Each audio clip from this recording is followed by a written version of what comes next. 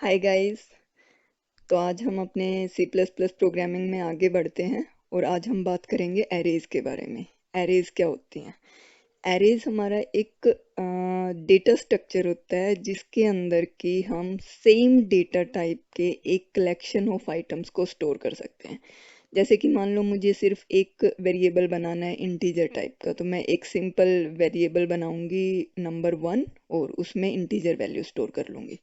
But अगर मान लो कि मुझे अपने क्लास के सारे स्टूडेंट्स का रोल नंबर स्टोर करना है, तो अगर मान लो मेरी क्लास के अंदर 20 बच्चे हैं या 50 बच्चे हैं, तो मैं 50 वेरिएबल नहीं बना सकती। उसके लिए हम क्या करेंगे, हम एक एरे बना देंगे जिसका साइज 50 होगा और उसके अंदर हम सारे स्टूडेंट्स के रोल नंबर सेव कर देंगे। तो हम कैसे किस तरीके से एरे की डिक्लेरेशन करते हैं? एरे की डिक्लेरेशन होती है डेटा टाइप। मान लो मुझे इंटीजर टाइप की एरे बनानी है और फिर हम उसका नाम देंगे ARR। ये कोई भी कुछ भी नाम दे सकते हैं हम, और यहाँ पर हम उसका साइज देंगे। अगर मुझे 10 साइज के 10 वैल्यूज स्टोर करनी है तो हमने साइज दे दिया 10। और इसके बाद हम इसके अंदर वैल्यूज सेव कर सकते हैं। इंटीजर टाइप का है तो मैं 1 7 5 10 11 और इस तरीके से करके मैं अपनी 10 वैल्यूज यहाँ पर इसके अंदर सेव कर सकती हूँ। एरेज के अंदर क्या होता है कि हम जितना साइज डिक्लेयर करते हैं ना, हम उतनी ही वैल्यूज उसके अंदर स्टोर कर सकते हैं, उससे ज़्यादा नहीं कर सकते।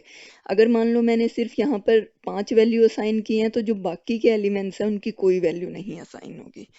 और अगर मान लो कि मैं एरे के अंदर 10 एलिमेंट की एरे बनाई है और उसके बाद अगर मैं 11th एलिमेंट को एक्सेस करना चाहूँगी, तो मुझे कोई गार्बेज वैल्यू मिलेगी या फिर मुझे कोई एक्सेप्शन मिलेगी कि आउट ऑफ इंडेक्स है, क्योंकि मेरे एरे का साइज सिर्फ 10 है और मैं 11th एलिमेंट को एक्सेस करने की कोशिश कर रही हूँ।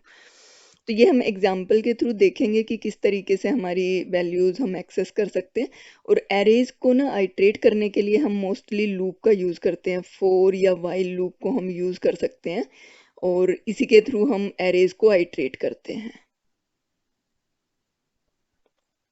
ठीक है। तो गाइज अब बात करते हैं कि हमारे पास कितने टाइप की एरेज होती हैं। हमारे पास मोस्टली 3 तरीके की एरेज होती हैं। Single 1 dimensional array, 2 dimensional array और multi dimensional array. 1 dimensional array क्या होती हैं कि हम सिंपल सा एक इंटीजर टाइप की एरे डिक्लेयर करते हैं ए, उसका साइज डिफाइन करते हैं 2 और उसके अंदर एलिमेंट्स दे देते हैं 1,5। ये हमारी हो गई सिंगल डायमेंशनल एरे, जिसके अंदर की हमारे सिंगल एक ही लाइन के अंदर सारे एलिमेंट्स हैं। और ये हमारे मेमोरी के अंदर, ये हमारे कैसे स्टोर होते हैं? ये स्टोर के मेमोरी के अंदर एक ब्लॉक बन जाता है। ये कॉन्टिन्यूस मेमोरी लोकेशन के अंदर स्टोर होते हैं, जैसे कि हमें पता है। तो हमारे 2 ब्लॉक ब्लॉक हो जाते हैं हमारे मेमोरी के अंदर। ये 0th आइटम होता है और ये फर्स्ट आइटम होता है। यहाँ पर 1 स्टोर हो जाता है और यहाँ पर 5 स्टोर हो जाता है। और सिंगल डायमेंशनल एरे को एक्सेस कैसे किया जाता है? A0 अगर फर्स्ट एलिमेंट एक्सेस करना है और A1 अगर सेकेंड आइटम एक्सेस करना है मुझे। तो ये हमारा होता है सिंगल डायमेंशनल एरे का इंडेक्स। दूसरा होता है मल्टी डायमेंशनल, दूसरा होता है 2 डायमेंशनल एरे। 2 डायमेंशनल एरे क्या होती है? एक मैट्रिक्स की फॉर्म के अंदर होती है। उसके अंदर क्या होता है कि मान लो एक मैं 2 डायमेंशनल एरे 2 बाई 2 की डिक्लेयर कर रही हूँ। 2 बाई 2 का, जब मैंने सिंगल डायमेंशनल एरे 2 की डिक्लेयर की थी ना साइज की, तो उसका मतलब था कि इसके अंदर 2 आइटम स्टोर हो सकते हैं। जब मैं एक multi dimensional array 2 dimensional array store कर रही हूँ ना, तो उसका मतलब होता है कि जितने हमारे रोज हैं और जितनी हमारे कॉलम्स हैं ना, उनकी मल्टीप्लीकेशन करेंगे तो टोटल उतने आइटम्स हम स्टोर कर सकते हैं इस एरे के अंदर। तो यहाँ पर कितना होएगा हमारा? 2 multiply 2 is equal to 4 items इस एरे 2 डायमेंशनल एरे के अंदर हम स्टोर कर सकते हैं। और यहाँ पर हमारे एरे के आइटम्स किस तरीके से होते हैं? यहाँ पर हमारे एक मैट्रिक्स की फॉर्म में आइटम्स होते हैं, जिसके अंदर 2 रो होंगी और 2 कॉलम होंगे। तो ये हमारे 2 रो हो जाएंगे और ये हमारे 2 कॉलम्स हो जाएंगे। तो मान लो यहाँ पर 5 1 5 7 और 2 ये मेरे आइटम्स हैं। तो ये मेरा फर्स्ट एलिमेंट है, ये मेरी फर्स्ट रो है। फर्स्ट रो है ये हमारी, और ये हमारी सेकंड रो है। ठीक है। इसी तरीके से अगर कॉलम्स की बात करें तो कॉलम्स हमारे पास 2 हैं। तो ये हमारा फर्स्ट कॉलम है और ये वाला जो है हमारा ये सेकंड कॉलम है। ठीक है, तो जो भी हम 2 डायमेंशनल एरे स्पेसिफाई करते हैं तो जो उसमें फर्स्ट साइज होता है ना, ये हमारा रो को डिनोट करता है, और जो हमारा सेकंड साइज होता है ना, ये हमारे कॉलम्स को डिनोट करता है। तो यहाँ पर अगर 2x2 है तो 2x2 की एरे हो गई। अगर मान लो कि ये 2x3 की मैट्रिक 2 डायमेंशनल एरे हम कर रहे हैं, तो टोटल एलिमेंट हमारे हो जाएंगे 2 × 3 6 हो जाएंगे। और यहाँ पर कॉलम्स 3 है, तो यहाँ पर हम इसको थोड़ा सा इरेज कर लेते हैं। इसमें हमारे रोज तो 2 ही होंगे, लेकिन कॉलम्स हमने 3 कर दिए हैं, तो यहाँ पर 3 कॉलम हो जाएंगे अब मेरे। ये इस तरीके से हो जाएगी। ये मेरी फर्स्ट रो है, ये सेकंड रो है, और ये वाला जो है ये थर्ड कॉलम हो जाएगा हमारा। इसके अंदर अगर मान लो कि मेरे अलग से कोई वैल्यूज हैं तो वो भी मैं स्टोर कर सकती हूँ। ये होती है हमारी 2 डायमेंशनल एरे होती है। इसको क्लियर कर देते हैं गाइस, मूव कर देते हैं इसे ऊपर की तरफ।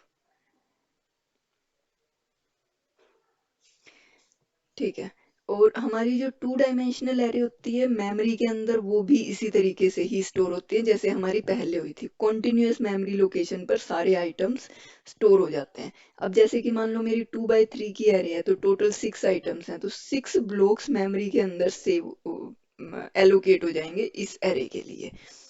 2 3 4 5 और 6 ब्लॉक एलोकेट हो गए हैं। और इसके अंदर जैसे मेरे ये जो एलिमेंट्स हैं 1 7 4 5 2 और 9, ये इस तरीके से सेव हो जाएंगे।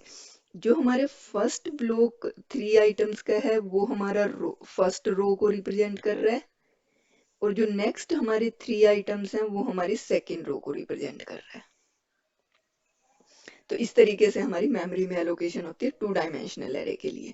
और वही अगर मान लो कि मुझे 2 डायमेंशनल एरे के अंदर आइटम्स को एक्सेस करना है, जैसे 1 डायमेंशनल एरे के अंदर तो हमारे पास सिंपल सा एक लॉजिक था, A0 A1 इस तरीके से कर सकते हैं।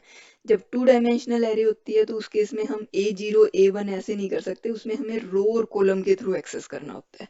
तो ये वाला जैसे मेरा 0th कॉलम होगा, ये 1 कॉलम होगा, ये 2 कॉलम होगा। इसी तरीके से इसे थोड़ा सा इरेज करती हूँ मैं यहाँ से।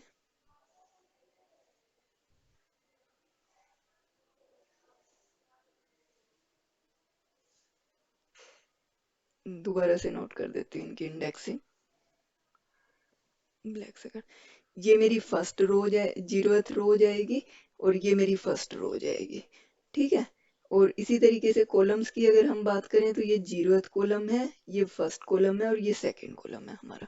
ठीक है, तो इसके आइटम्स को अगर एक्सेस करना होता है तो हम मान लो कि हम 7 को एक्सेस करना चाह रहे हैं, तो 7 को एक्सेस करने के लिए हमारा रो कौन सी है, 0th रो है हमारी यहाँ पर।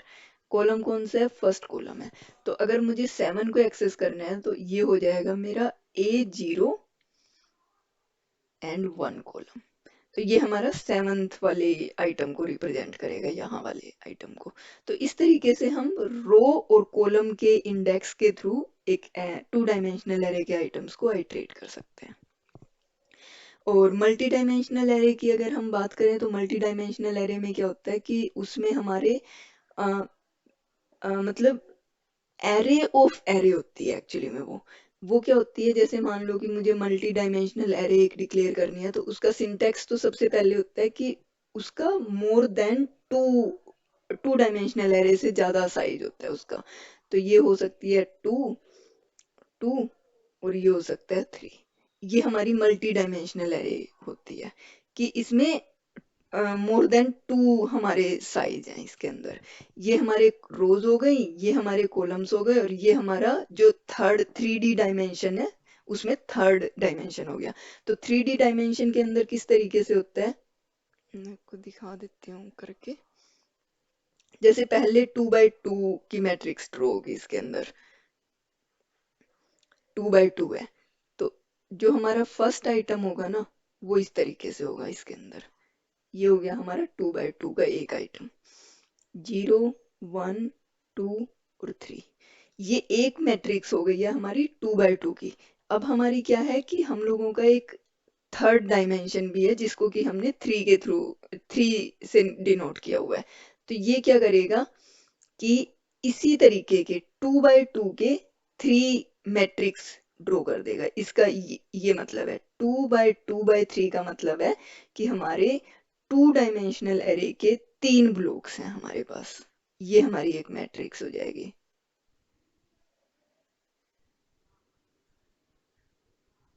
ये हमारी 2x2x3 मैट्रिक्स है, ये हमारी इस तरीके से ड्रॉ होगी हमारा। तो ये होता है। इसके बाद भी हम और भी कर सकते हैं, 2x2x3x4 भी कर सकते हैं। तो मतलब मल्टी डायमेंशनल में वो कितने भी डायमेंशन हो सकते हैं उसके।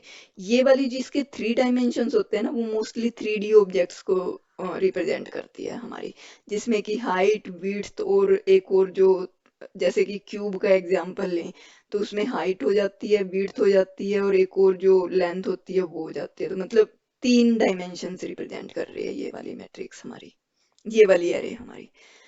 तो गाइज, ये हमारा थ्योरेटिकल डिस्कशन हो गया एरेज के बारे में। अब हम इसी चीज को प्रैक्टिकली प्रोग्राम के थ्रू इम्प्लीमेंट करके देखते हैं कि एरेज को किस तरीके से हम आइटरेट करते हैं और कैसे उसके अंदर वैल्यू स्टोर कर सकते हैं।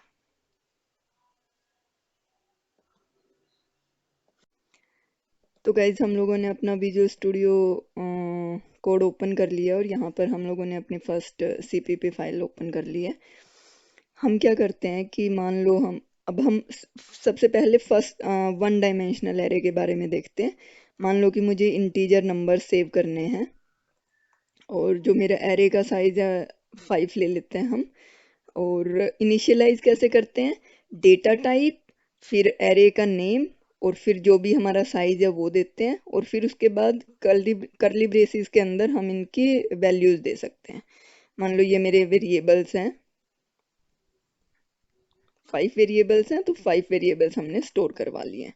इसी तरीके से मान लो मुझे दूसरे तरीके से भी इनिशियलाइज कर सकते हैं, जहां पर कि मैं अपने नंबर एरे का साइज डिफाइन नहीं करूंगी यहाँ पर, लेकिन जब मैं वैल्यूज दूंगी तो उससे जितनी वैल्यूज होंगी उसके अकॉर्डिंग वहां पर उसका साइज डिफाइन हो जाएगा।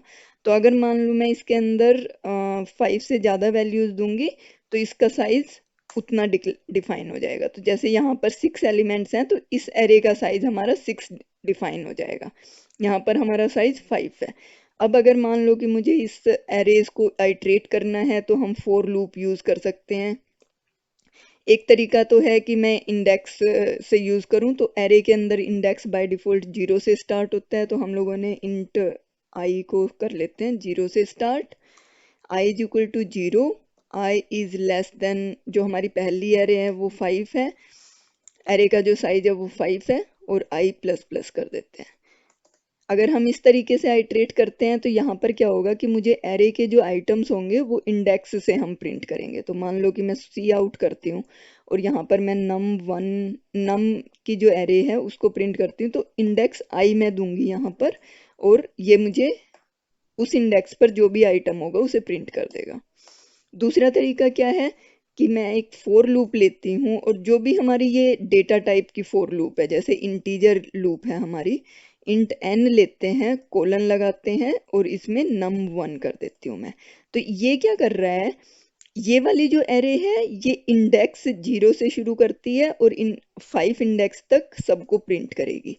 यहाँ पर क्या हो रहा है कि num1 के अंदर जितने भी वैल्यूज हैं, जितने भी आइटम्स हैं, उन सबको 1 बाय 1 इस n वेरिएबल के अंदर ये लूप में ले आता है।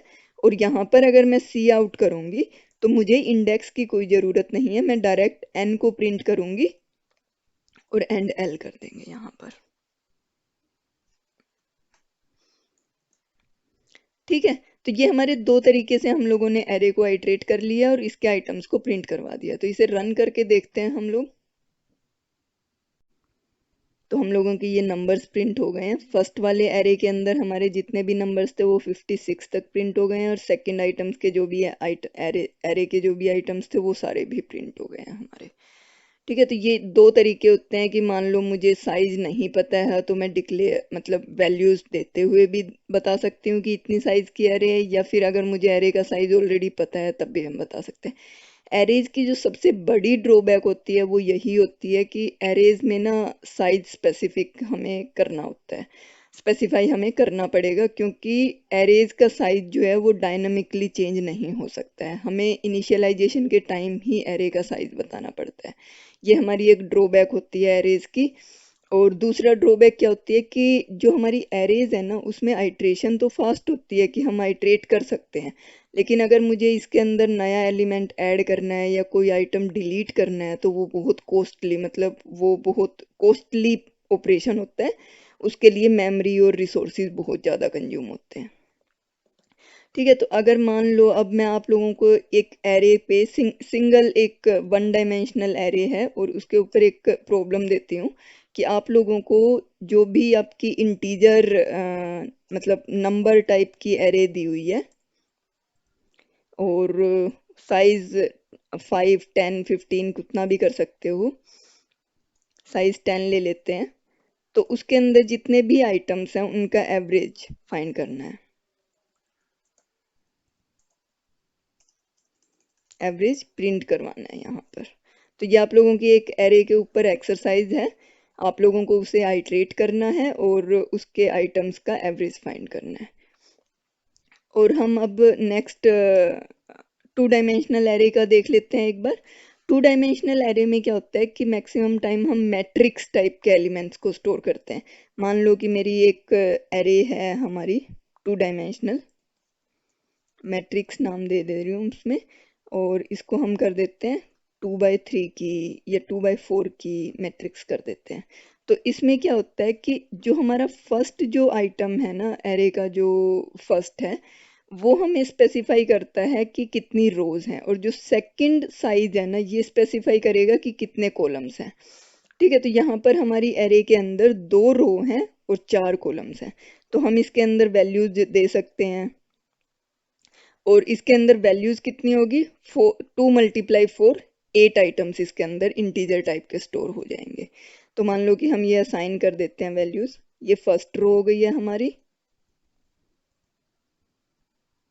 ये सेकंड रो हो गई है। तो ये हमारे 8 आइटम्स हो गए हैं एरे के। अगर अब मान लो कि मुझे आइट्रेट करना है इसको, तो जो वन डायमेंशनल एरे होती है ना उसको आइट्रेट करने के लिए हमारे पास सिंगल एक फॉर लूप का यूज होता है। लेकिन जो टू या मल्टी डायमेंशनल जो एरेज होती है ना उनको आइट्रेट करने के लिए हमें नेस्टेड लूप्स का यूज करना पड़ता है। और नेस्टेड लूप्स का क्या यूज होता है, जो फर्स्ट लूप होगी ना उससे हम रोज को आइट्रेट करेंगे, फिर जो सेकंड लूप होगी उससे हम कॉलम्स को आइट्रेट करेंगे, और अगर मान लो कि इसके बाद भी हमारा कोई और भी एरे का साइज डिफाइन किया हुआ है तो उसके बाद वाली जो थर्ड हमारे आइटम होगा उससे हम थर्ड वाली रो से आइट्रेट करेंगे। तो ये हमारा होता है कि अगर हमें एरेज को आइट्रेट करना है तो हमें डिपेंड करता है कि कितनी डायमेंशनल एरे है, उसी के अकॉर्डिंग हमें अपना लूप्स चलाने पड़ते हैं। तो यहाँ पर जैसे हमारी फर्स्ट लूप जो है वो 0 से स्टार्ट होगी और हमारे 2 तक चलेगी। और इसी तरीके से एक और लूप स्टार्ट होगी हमारी जिसमें कि हमारा जे हम दे देते हैं इसको, और ये जो जे है हमारा ये 4 तक चलेगा क्योंकि ये कॉलम्स को आइट्रेट करेगा, J++। और यहाँ पर हम सिंपली एक सी आउट कर देते हैं, जो भी मेरा आइटम है उसको प्रिंट कर दे। तो मेरा मैट्रिक्स के अंदर आई जे इस एलिमेंट को प्रिंट करें। और यहाँ पर हम स्पेस भी दे देते हैं ताकि नंबर्स थोड़े दूर दूर प्रिंट हो। तो अगर हम इसे रन करेंगे तो इससे क्या होगा कि मेरा जो भी ये आइटम्स हैं सारे के सारे नंबर्स प्रिंट हो जाएंगे, मेरे स्पेस के साथ प्रिंट हो जाएंगे, ये जो हम लोगों ने ऊपर डिफाइन किया हुआ है। तो हमारे ये सारे आइटम्स यहाँ पर प्रिंट हो गए हैं। अब अगर मान लो कि हम एक एग्जांपल लेते हैं, यूजर से ही इनपुट लेते हैं हम कि कितनी डायमेंशनल एरे है और उसके एलिमेंट्स क्या हैं और फिर उनको प्रिंट करते हैं। तो उस केस में हमारा क्या हो जाएगा कि पहले हम 2 वेरिएबल ले लेते हैं, रो एंड कॉलम्स। ठीक है, उसके बाद हमारी ये मैट्रिक्स तो हम बनाएंगे ही बनाएंगे, पर मैट्रिक्स के अंदर फिक्स ना करके जो रो यूजर दे रहा है वो हम रोज और कॉलम्स जो हैं वो यहाँ पर एरे के साइज डिफाइन कर देते हैं हम। ठीक है, ये हमारे 3 वेरिएबल्स हो गए हैं। अब हम क्या करते हैं, सी आउट करते हैं यूजर से, एंटर डायमेंशन ऑफ एरे, और यहाँ पर सी इन करवा लेते हैं। रो के अंदर जो फर्स्ट नंबर होगा वो रो हो जाएगा, और जो सेकंड नंबर होगा वो हमारा कॉलम हो जाएगा। उसके बाद क्या करेंगे कि जैसे कि हम ये सिर्फ 2 डायमेंशनल एरे के लिए कर रहे हैं, तो जैसे हम लोगों ने प्रिंट करवाते हुए किया था कि फॉर लूप स्टार्ट करनी पड़ेगी हमें। एक फॉर लूप क्या स्टार्ट करनी पड़ेगी, 0 से सबसे पहले हम रो तक के नंबर्स को लेते हैं, रो को लेते हैं सारे आइटम्स को, और दूसरी लूप जो हमारी होगी वो होगी कॉलम्स में जो हम लोगों ने डिफाइन किया है।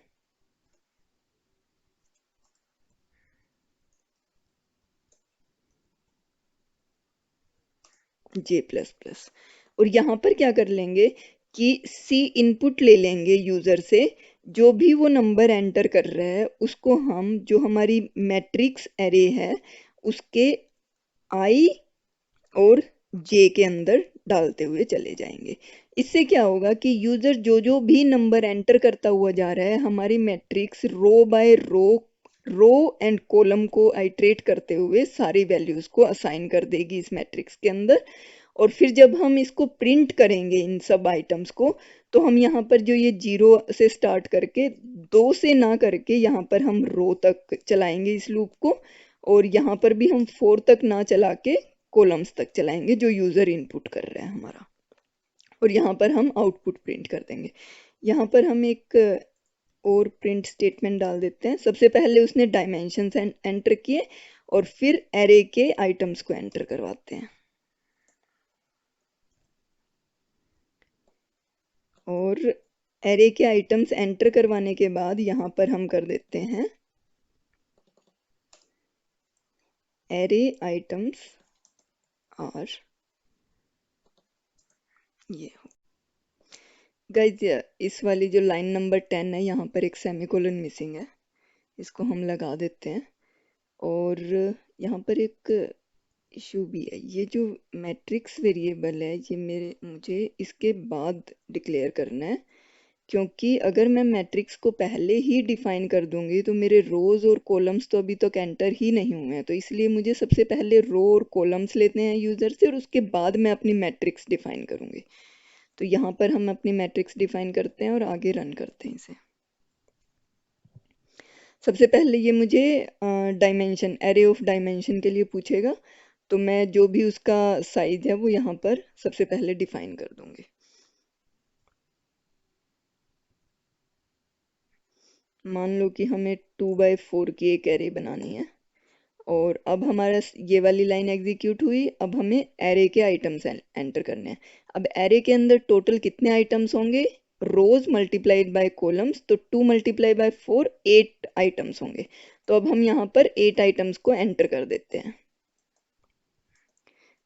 3 5 6।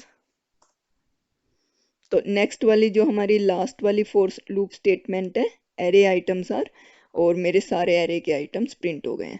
अब अगर मान लो कि मैं इसी प्रोग्राम को दोबारा रन करती हूँ और वापस से एरे के डायमेंशंस एंटर करती हूँ, मान लो इस बार मैं 2x2 की एरे बना रही हूँ, और हम लोग एंटर 4 एलिमेंट कर सकते हैं मतलब आइडली, बट मान लो कि मैं इससे ज़्यादा एलिमेंट्स एंटर कर देती हूँ, तो जो भी एक्स्ट्रा एलिमेंट है ना, 4 एलिमेंट्स के बाद जो भी मैंने आगे जो भी डिजिट दिया है वो इग्नोर हो जाएगा, और सिर्फ ये 12 तक ही एक्सेप्ट करेगा, क्योंकि हम लोगों ने जो लूप चला रखी है ना वो रोज और कॉलम्स तक ही चला रखी है, उसके बाद के डिजिट्स को वो रीड ही नहीं करेगा, तो एरे के अंदर स्टोर भी नहीं होंगे वो। तो गाइज ये होती है हमारी एरेज, और किस तरीके से आप लोगों ने देखा कि किस तरीके से हम एरे के आइटम्स को इनपुट ले सकते हैं और आउटपुट कर सकते हैं। तो आप लोग इसके ऊपर और अपनी एक्सरसाइज कर सकते हैं, जैसे कि मान लो कि यूजर से 2 एरे इनपुट ले सकते हो, फिर उनका सम प्रिंट करवा सकते हो, उनकी मल्टीप्लिकेशन प्रिंट करवा सकते हो। तो ये आप और अपने ट्राई कर सकते हो अपने डाउट्स क्लियर करने के लिए। और आज की वीडियो के लिए इतना ही गाइस। अगर आप लोगों को ये वीडियो पसंद आई तो please do subscribe, like and comment. Thank you.